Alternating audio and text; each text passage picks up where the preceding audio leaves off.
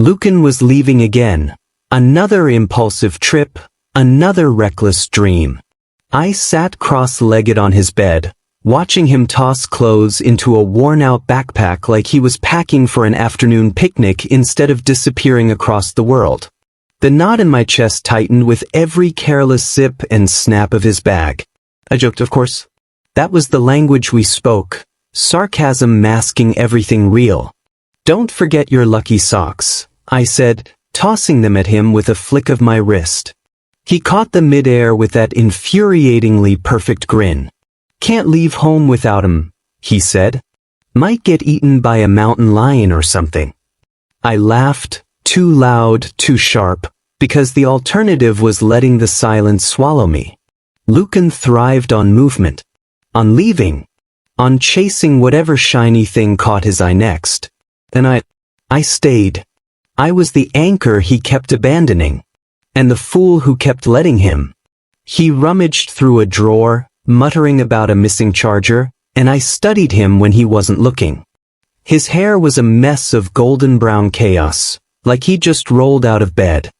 His jacket was slung over the back of a chair, frayed at the sleeves, patched at the elbows, the kind of thing that would make anyone else look homeless but made Lucan look effortlessly alive. God, he made living look so easy. I looked down at my hands, fiddling with a loose thread on my sleeve. "So where to this time?" I asked, aiming for casual, missing by a mile. "Colorado," he said, tossing the charger into his bag triumphantly. "There's this trail, barely anyone knows about it. Some crazy views, total solitude.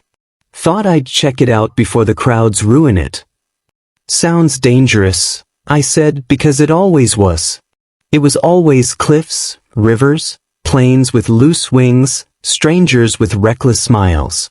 He slung the bag over his shoulder and turned to me, that spark in his eyes, the one that always made me feel like maybe I wasn't invisible.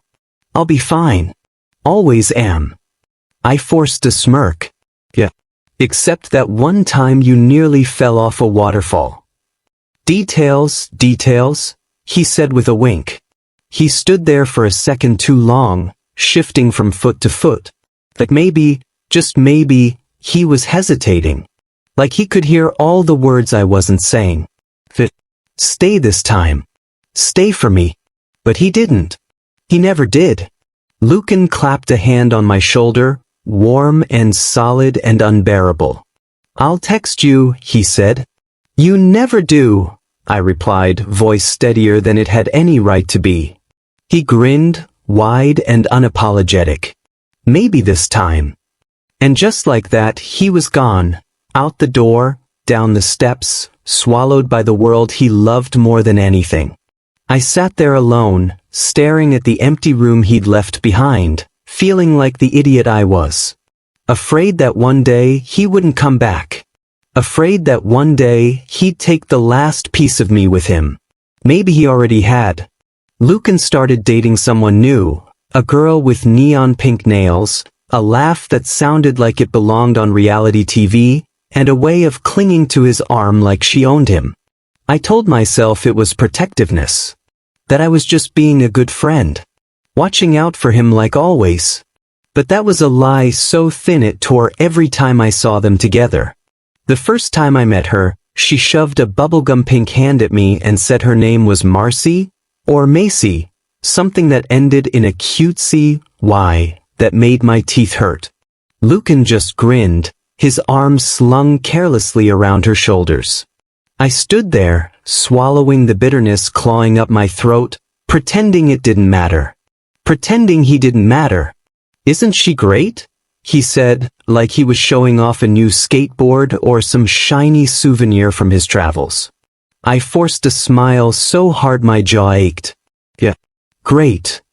Later, I sat on the porch steps while they laughed inside, her shrill giggles mixing with Lucan's deeper, warmer ones, and clenched my fists until my nails dug half-moons into my palms. It wasn't protectiveness. It wasn't even anger, really. It was something darker. Something desperate and ugly. It was the hollow ache of knowing you are replaceable. Lucan had always been a wildfire, untouchable and free, but a stupid, secret part of me had always hoped that maybe, just maybe, I was the exception. That he saw me the way I saw him. That he needed me the way I needed him. But sitting there in the cool night, hearing her laugh steal the pieces of him I had always thought were mine, I knew better. He could leave me. He would leave me. And there was nothing I could do but watch. When he finally came outside, beer in hand, he plopped down beside me like nothing was wrong, his knee brushing mine. "Hey," he said, like he hadn't just broken something inside me. I nodded, not trusting my voice. The stars were smeared across the sky in streaks of silver and gray, too beautiful to belong to a night like this. "You okay?" he asked, nudging me lightly. I laughed, sharp, brittle. "Course I am. Why wouldn't I be?" He gave me a long, searching look, like he could see right through me. I hated that. I loved that. "You're my best friend, you know that, right?" Lucan said, and it was meant to be comforting. It wasn't. It tasted like ash on my tongue. "Yeah," I whispered, feeling the words cut through me like knives. "I know." He smiled, ruffled my hair the way he always did, like I was something safe, something solid. And then he went back inside, to her, to the life he was building without me. I stayed outside a little longer, pretending to admire the stars, pretending I wasn't breaking apart piece by piece. 2 weeks later, a call came just after midnight, an unknown number lighting up my cracked phone screen, slicing through the stillness of my room. I almost didn't answer. Almost. The voice on the other end was rushed, unfamiliar. Words like accident, car crash, critical, tumbling over each other until the only one I could actually process was Lucan. Lucan. Broken. Bleeding. I don't remember how I got to the hospital. Just flashes, the roar of the cab engine, the blur of streetlights, the pounding in my ears louder than my heartbeat. The sterile smell of disinfectant hit me the moment I stepped inside, cold and sharp like a slap. I stumbled down endless white corridors until I found him. Lucan. He was lying there, a tangle of wires and bruises, pale against the 2 white sheets. His arm was bandaged and strapped to his chest, his face cut and swollen, a shadow of the reckless boy who used to drag me into trouble with nothing but a grin. Seeing him like that, so still, so small, punched the air right out of my lungs. I hovered at the edge of his bed, not sure if I was allowed to touch him, afraid that if I did, he might vanish altogether. But I could not. I reached out, my fingers wrapping around his, carefully, like he was something precious and already half broken. "Lucan," I choked out, my voice wrecked and trembling. He didn't move. Didn't open his eyes. Didn't grin and call me a worrier like he always did. I squeezed his hand, feeling the bones too sharp under his skin. And then, like the dam inside me finally cracked, I started talking. "I hate you," I whispered, my forehead dropping to the edge of his mattress. "You reckless, stupid bastard. You always have to be the hero, don't you?" The tears burned hot and fast, slipping free before I could stop them. I hated crying. Especially here. Especially for him. "You're not allowed to leave," I said fiercely, my voice breaking. "You're not allowed to," I sucked in a ragged breath, tasting salt and bitterness. "To leave me behind." The words kept spilling out, messy and desperate. Things I'd buried so deep I barely recognized them. "I need you, Lucan," I whispered, my voice cracking into nothing. "Not just as a friend. Not just to drag me into your stupid adventures. I swallowed hard. I love you, you idiot." The confession hung there in the cold air, too raw to take back, too real to pretend it hadn't happened. And Lucan didn't stir. Didn't hear a damn thing. I stayed by his side for hours, clutching his hand like it was the only thing tethering me to the earth. Outside the window, the night bled into gray dawn, but inside that room, time had stopped. All I could do was pray he'd wake up. All I could do was hope it wasn't too late. Lucan woke up. I had been dozing in the stiff plastic chair by his bedside when his voice, hoarse, broken, dragged me back to the surface. Esmond? Just my name. Fragile and soft, but it hit me harder than any scream could have. For a moment I thought I was dreaming. But when I looked up, his eyes were open, bloodshot, glazed with pain, but alive. Lucan was alive. I stumbled forward, my throat tightening so fast I could barely breathe. I wanted to say something, anything, but all that came out was a strangled, relieved laugh. I grabbed his hand again, grounding myself in the weak pressure of his fingers squeezing back. "You scared the hell out of me," I whispered, brushing my sleeve across my face to hide the tears threatening to fall.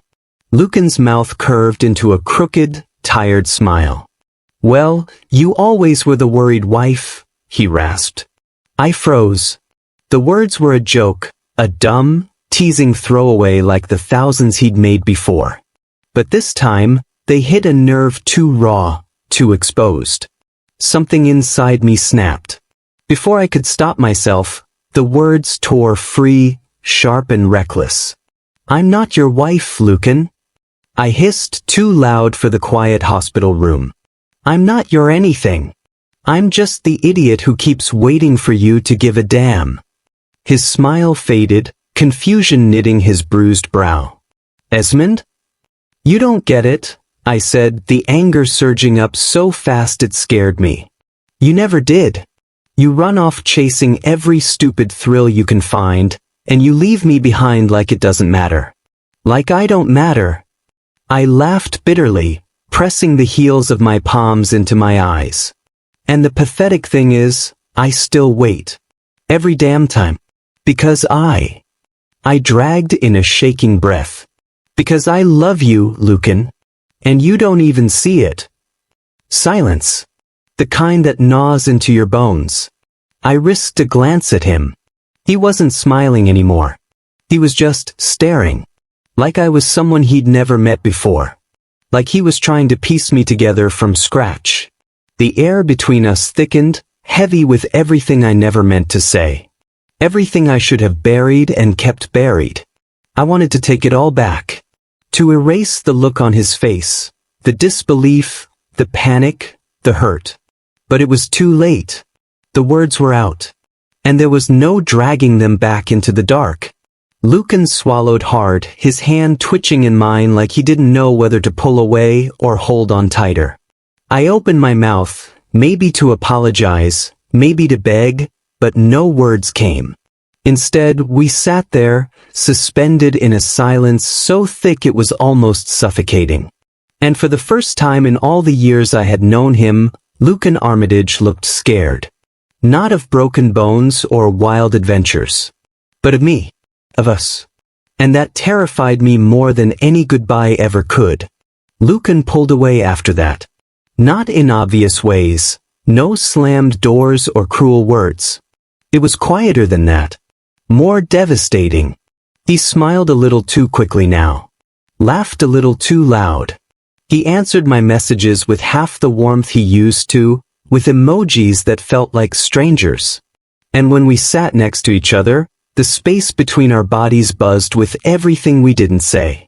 A chasm, growing wider every day. I told myself it was fine. That I could survive this. I had survived worse. The endless summers without him when he chased stupid dreams, the weeks when he'd forget my birthday and apologize with gas station candy. I could survive Lucan slipping away, one breath at a time. Couldn't I? But love, I realized, was a wound that refused to heal. It festered quietly, beneath my ribs, where no one could see. I started counting all the ways he avoided me. The way he looked through me when his new girlfriend called. The way he left hugs unfinished. The way he laughed a little too hard at jokes that weren't mine anymore. Once, I caught him staring at me across a crowded room, his mouth twitching like he wanted to say something, like he was drowning in all the words he was too afraid to speak. But then he blinked, looked away, and the moment was gone. I didn't know how to fix it. I didn't even know if he wanted me to. So I let the silence stretch between us, thick and choking, until it felt like we were standing on opposite cliffs, waving at each other across a canyon neither of us was brave enough to cross. And maybe, just maybe, I was starting to understand that loving someone wasn't always enough to make them stay. Then one day, I wrote him a letter. I didn't plan to write it. It just happened. One minute I was staring at a blank notebook, and the next words were pouring out of me, jagged, desperate, furious. I wrote him a letter. I wrote about the way he smiled when he thought no one was looking, how it made me want to do stupid, reckless things just to keep that smile alive. I wrote about the nights we spent lying on rooftops, dreaming about futures that somehow never included saying goodbye. I wrote about how he made life bearable, how, without him, colors seemed duller, jokes seemed flatter, and even breathing felt like work. And I wrote about that day in 6th grade, the day it rained so hard the sky looked like it was falling. He had one pathetic, crumpled umbrella that barely covered us both. I remember him shoving it over my head, letting the rain soak his shoulders, grinning at me like I was the most important thing he would ever protect. That was the moment I fell in love with Lucan Armitage. I never stopped. I ended the letter with words I had never dared to speak aloud. I think you were my first love. I think you're my only love. When I finished, my hands were trembling. I folded the letter, shoved it deep into my sketchbook, and told myself it was safer buried there, where no one, especially Lucan, would ever find it. But fate, it seems, has a cruel sense of humor. A week later, he showed up at my apartment, laughing about some stupid idea he had for a spontaneous road trip. I wasn't thinking when I left the room for a minute. I wasn't thinking when he grabbed my sketchbook off the table, flipping through the pages with that maddening curiosity of his. And when I came back, he was holding the letter, reading it. His hands trembled. His face was pale. His eyes wide and wet and terrified. For a moment, neither of us moved. Time cracked open between us, silent and brutal. And just like that, the walls I had spent years building shattered into dust. After reading the letter, he just walked out of the apartment. He said nothing, he just walked out. A month passed. A month of silence. A month of wondering what could have been, and what still might never be. And then the storm came. It was the biggest storm of the year, tearing the sky apart like it was angry on my behalf. I hadn't expected to see him. Not after everything. But then there he was. Lucan, drenched to the bone, his dark hair plastered against his forehead, his clothes clinging to him like he had just walked straight through the rain. He was holding that damn letter, the one that had exposed everything I never wanted to say out loud. "Esmond," he gasped, his voice breaking in that way that made my heart crack. His eyes were wide with fear, fear of something more than the storm outside. "I need you to listen. Please just—" I froze in the doorway, the cold air biting my skin. I didn't want to hear him. I didn't want to face what I already knew was coming. But there was something in his voice, in the rawness of it, that made me step back and let him inside. We didn't say anything for a long time. Not while he stood there, shaking, that letter clutched in his hands like it was some kind of life raft. Not while the storm raged outside, the wind howling through the cracks in the walls. It felt like the entire world had come to a standstill, holding its breath. Finally, it was his turn to break the silence. "I'm sorry," he whispered, his eyes never leaving the letter, his fingers trembling. I didn't mean to hurt you. I never meant for any of this to happen." I wanted to shout, to scream at him, to ask him how he could have let things get this far. But when I opened my mouth, no words came out. only the sound of the rain pouring down harder against the windows, as if the storm itself understood the chaos inside me. And then he said it. The words I hadn't expected to hear. I love you. I've always loved you. But I was too damn afraid to admit it, to admit that what we had, what we are, is everything I never thought I deserved. His voice cracked again, raw and desperate. I love you, Esmond, and I don't know how to fix this. But I need you to know. I'm terrified of losing you. That was it. That was the moment everything changed. I don't know who moved first, or how it happened. But somehow we were standing there, inches apart, and the world was gone. There was only him. His hands were cold on my arms, his breath hot against my face. I could feel the fear pouring off of him, the same fear I had buried for months. I should have been angry. I should have been furious. But instead I just let him. Let him be broken in front of me, let him be vulnerable in a way that only made me love him more. We screamed. We cried. We laughed. We did everything but say the one thing that had always been hanging between us, the truth. But in that moment, I didn't need him to say anything else.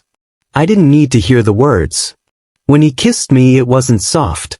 It wasn't careful. It wasn't drunk, or a joke, or a distraction. It was fierce. It was real.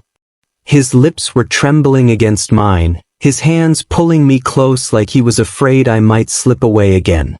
And when I kissed him back, I kissed him like he was the missing piece of me, the part of me I had been denying for years. I kissed him like everything I had ever been afraid of, every part of me that had been too scared to love him, burned away in the heat between us. It wasn't perfect. It was clumsy. It was angry. It was beautiful. And when we pulled away, breathless and trembling, there was nothing left but us. Nothing left but the truth that had always been there. I'm sorry, he whispered again, his voice thick with emotion. I was stupid. I hurt you, Osmond. I never wanted to. You're here now, I said, my voice shaky. And that's all that matters. Life didn't suddenly turn into a fairy tale. We still argued over pizza toppings, still dared each other into dumb adventures. But now, there was something stronger between us, something that had always been there, waiting. The real kind. And when he called me home, I knew he was right. He had been mine all along, and I had been his.